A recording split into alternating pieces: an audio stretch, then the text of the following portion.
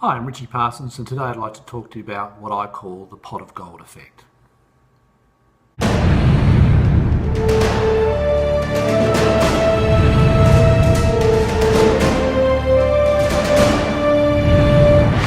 Well, we certainly have seen a lot of conflicting data from both ends of the business spectrum over the last couple of weeks. Unemployment has now increased to be 6%, which is now a 10-year high. On one hand, we've had job losses and factory closures announced by General Motors Holdings, Ford, Toyota, SBC Admona, Alcoa, and just the other day, Telstra Census. Now look, in the main, virtually all these businesses operate in the manufacturing space, bar Census, which runs its yellow-white pages. And look, that business has been in decline for a while now due to places like Google, where you can just Google things. Here in South Australia, we have a broad range of manufacturing jobs, so we've actually seen job losses greater than 25,000 full-time positions just in the last 8 months. You'll note, unsurprisingly, that because the wages growth nationally is now the lowest that it's been for the past 15 years, as measured just in the December quarter just gone. Now contrast this with dividend and capital management announcements made by large corporates just in the last week or two. We've had BHP, Rio Tinto, Wesfarmers, CBA, Telstra, Woodside, ANZ, Fortescue. I could go on and on and on. In the main, profits are up, and substantially up, and with increased dividends being paid back to shareholders, with the prospects of capital buybacks in some instances.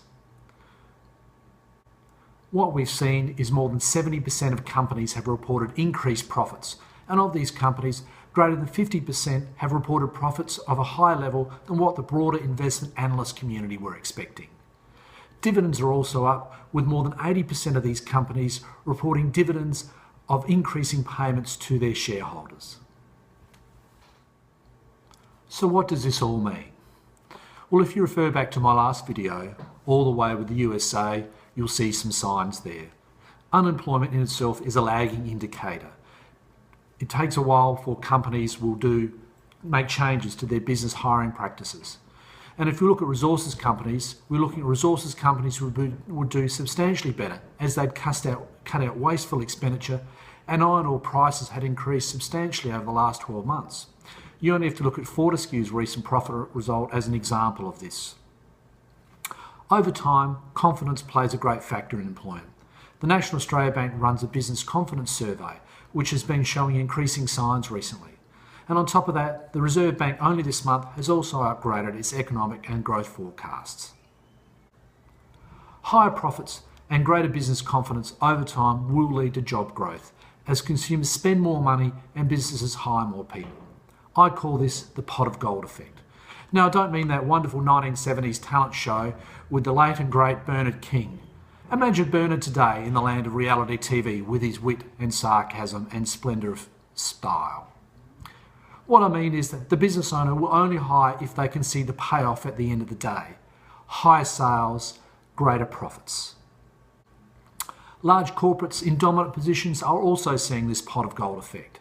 In clamping down on expenses and capital expenditure, any increase in revenue is flowing straight through to the bottom line. Just look at Woolworths or Wesfarmers as an example from their recent profit announcements.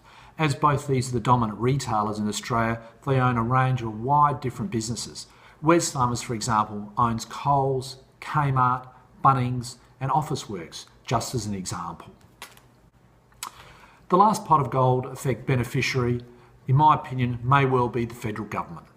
If profits continue to increase over the next 2 years, and then employment starts to grow, then the government can expect to see a greater range and higher tax revenues flowing back into their coffers. Higher tax revenues may mean that they can reduce their budget deficits over time, or perhaps even look at a budget surplus somewhere down the track. Current forecasts are showing that we won't get a budget surplus until the year 2023. On top of this, government can also consider how they are going to fund other announcements that were made during the recent federal election of the Gonski education reforms or disability care. All these things mean that Australia is going to be in a good position, you think, moving forward. That's all I have for you today. Please feel free to email me back at my email address or contact us through our website 2020fp.com.au or subscribe to our YouTube channel. Bye for now.